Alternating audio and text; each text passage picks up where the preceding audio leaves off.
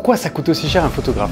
Un photographe de mariage, comme Baptiste, ça coûte en moyenne 1500 bahts. 1000 € pour un film de mariage. Est-ce que vraiment c'est très cher? On va faire un petit calcul rapide pour voir combien exactement rentre dans la poche du vidéaste quand il facture 2000 €. Je vois de plus en plus de photographes ou de vidéastes professionnels partager ce genre de vidéos ou ces vidéos en plus particulier sur leur compte Instagram et j'ai honnêtement mon avis là-dessus, mais c'est juste après ça.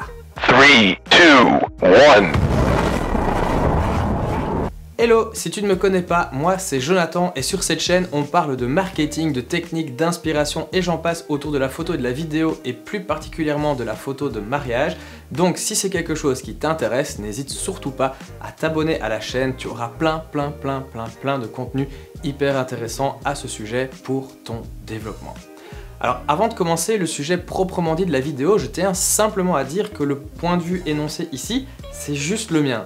J'ai absolument pas la prétention d'affirmer que je fais mieux les choses que les autres, loin de là, ou que tout le monde devrait absolument suivre mes conseils aveuglément.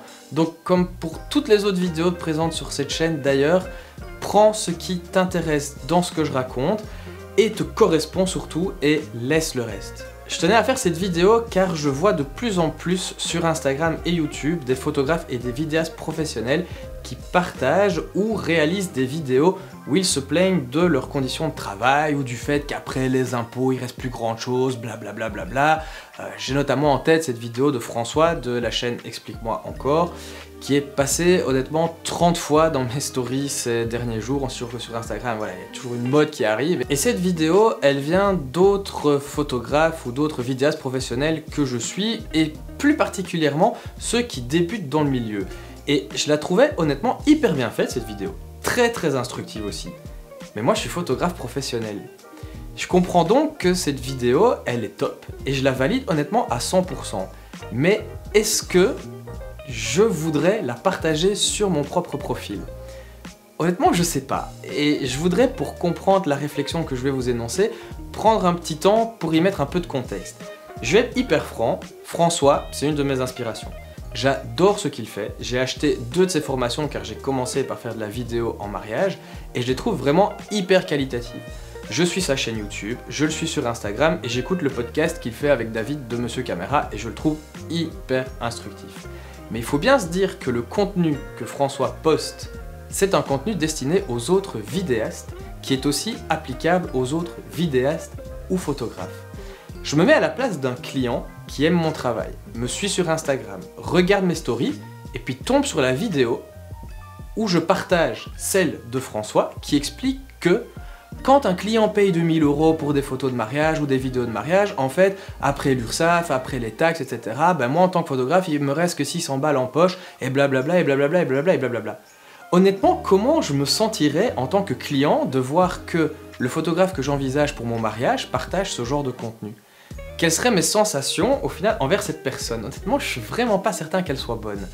N'oublie jamais qu'à chaque post que tu réalises sur les réseaux sociaux, tu dois te mettre à la place du client que tu as en face et qui la regarde. Et tu dois absolument te dire qu'est-ce qu'il va en retirer. Et je pense qu'avec ce genre de contenu publié, tu vas te faire passer pour un rageux, insatisfait de la manière dont tes clients te payent. Donne plutôt envie à tes clients de travailler avec toi au lieu de te plaindre. Et au lieu de justifier tes prix, éduque tes clients. Montre que ce que tu proposes comme prestation vaut le prix que tu demandes. Et offre une expérience de dingue à toutes les personnes qui rentrent en contact avec toi, même via les réseaux sociaux et même via les stories que tu postes. Donc, la vidéo t'en fait quoi? Mais tu la likes, elle est super. Tu la commentes et tu dis que tu es hyper d'accord avec ce que François te dit et tu dis même que François il est génial parce que c'est vrai, il l'est. Tu l'envoies à tes parents parce que je suis sûr qu'ils comprennent pas au final ce que tu veux faire comme métier et parfois ils croient même pas en ce que tu fais. Tu l'envoies à tes anciens collègues qui pensent que tu glandes dans ton nouveau boulot et que c'est pour ça que tu as arrêté de faire le travail dans lequel au final tu es. Mais surtout, tu ne la partages pas en public sur tes réseaux. Et une nouvelle fois, ce n'est que mon humble avis à moi. Donc voilà, cette petite vidéo était un petit peu différente de ce que je fais d'habitude et un peu plus courte, mais je pars du principe que cette chaîne YouTube est aussi là pour me permettre de m'exprimer à ce sujet et honnêtement celui-là il me tenait à cœur. Si tu as aimé cette vidéo ou si elle te propose une piste de réflexion, n'hésite pas à soutenir la chaîne en t'abonnant, en laissant un pouce bleu et en partageant ma tête sur les réseaux sociaux. On se retrouve bientôt pour une prochaine vidéo et d'ici là, prends des initiatives et n'oublie pas que c'est en faisant qu'on apprend. Salut!